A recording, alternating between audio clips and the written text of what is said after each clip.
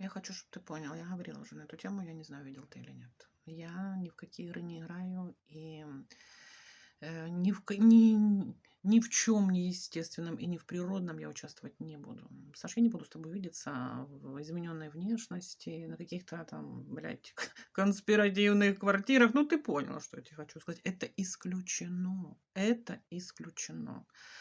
Мне все равно, кто из вас что об этом думает. Ты даже в той ситуации, в которой все это было в Запорожье, ты был с измененной внешностью. То есть это фото, и правильно, что ты там в очках, блядь.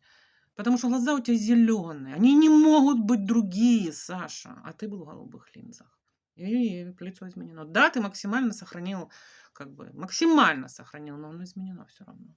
Ну, то есть, что я тебе хочу сказать? Ни в каком измененном внешне левых документах. Приходи ты, кто ты, по рождению, как ты выглядишь, блядь, как живой человек физический. И будем общаться. Никаких других вариантов нет, Саш. Не потому, что я, блядь, ёбнутая, или еще какая-то, или не понимаю трагедию, или это вы не понимаете, на краю какой трагедии мы стоим. И никаких других вариантов нет. Ты понял? И просто от нас с тобой очень много зависит. Первое — это информация, Саша. А чистая информация может быть только в живом общении нашем с тобой. И я не о сексе, понимаешь? Только в живом общении. Никаких других вариантов нет. Только так ты поймешь и получишь эту информацию чистую и настоящую. Это самое важное.